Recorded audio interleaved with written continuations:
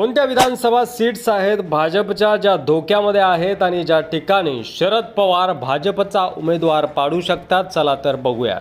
पहिली भाजपसाठी धोक्यात जी जागा आहे ती म्हणजे सिंदखेडा विधानसभा मतदारसंघ, ज्या ठिकाणी भाजपचे जयकुमार रावल आमदार आहेत आणि दुसऱ्या स्थानी होते राष्ट्रवादीचे संदीप बेडसे। जळगाव शहर ही जागा देखील भारतीय जनता पार्टीची धोक्यात आहे, ज्या ठिकाणी भाजपचे सुरेश भोळे आमदार आहेत। मात्र 2019ला या ठिकाणी राष्ट्रवादीचे अभिषेक पाटील यांनी जोरदार टक्कर देत ते दुसऱ्या स्थानी होते। चाळीसगावमध्ये देखील राष्ट्रवादीचे राजीव देशमुख दुसऱ्या स्थानी होते, ज्या ठिकाणी सध्या भाजपचे आमदार आहेत मंगेश चव्हाण यांना निसटता विजय त्यावेळी मिळाला होता। जामनेरमध्ये गिरीश महाजन यांना पराभूत करण्यासाठी शरद पवार सध्या डाव टाकत आहे।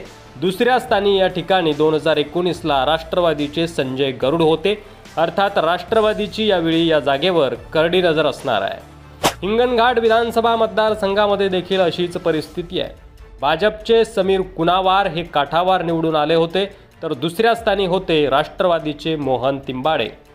वर्धा विधानसभा मतदारसंघामध्ये आमदार आहेत भारतीय जनता पार्टीचे पंकज भोयर, मात्र ही जागा देखील शरद पवार पाडू शकतात, कारण या ठिकाणी देखील राष्ट्रवादीचा उमेदवार दुसऱ्या स्थानी होता शेखर शेंडे। हिंगणा विधानसभा मतदारसंघामध्ये देखील अशीच परिस्थिती आहे। समीर मेघे हे भारतीय जनता पार्टीचे त्या ठिकाणी आमदार आहेत, मात्र राष्ट्रवादीचे विजय बापू घोडमारे हे त्यावेळी दुसऱ्या स्थानी होते।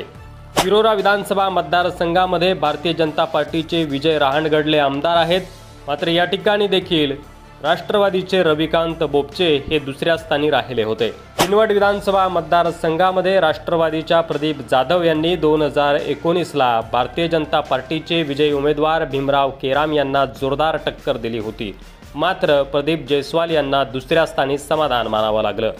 जिंतूर विधानसभा मतदारसंघामध्ये भाजपच्या मेघना बोर्डीकर आमदार आहेत, मात्र यांना देखील राष्ट्रवादीच्या विजय भांबळे यांनी जोरदार टक्कर देत ते दुसऱ्या स्थानी होते।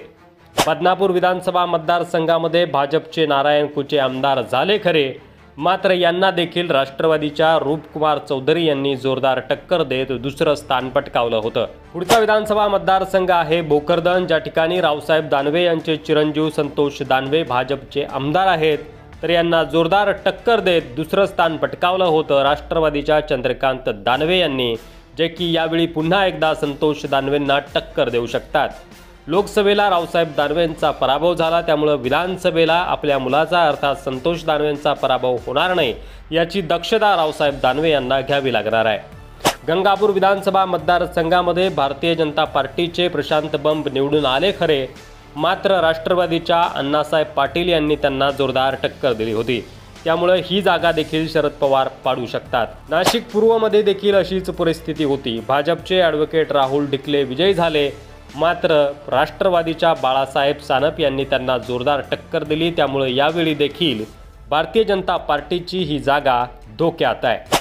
नाशिक पश्चिममध्ये भारतीय जनता पार्टीच्या सीमा हिरे आमदार झाल्या, मात्र दुसऱ्या स्थानी राहिले डॉक्टर अपूर्व हिरे, तर यावेळी देखील नाशिक पश्चिमची ही जागा भारतीय जनता पार्टीसाठी सोपी नसणार आहे। तर आतापर्यंत आपण या विधानसभेच्या 15 सीट्स बघितल्या, ज्या ठिकाणी शरद पवार भाजपच्या उमेदवाराचा पराभव करू शकतात किंवा भारतीय जनता पार्टीच्या या सीट्स धोक्यात आहेत। हा व्हिडिओ भाग 1 होता। उर्वरित ज्या धोक्यात असलेल्या सीट्स आहेत भारतीय जनता पार्टीच्या, त्या आपण भाग 2 मध्ये बघणार आहोत। त्या व्हिडिओची लिंक तुम्हाला वरती आय बटनमध्ये किंवा डिस्क्रिप्शनमध्ये बघायला मिळेल। या व्हिडिओमधील या 15 जागांपैकी किती जागा शरद पवार पाडू शकतील ते आम्हाला कमेंट बॉक्समध्ये नक्की सांगा आणि भाग 2 बघायला देखील विसरू नका।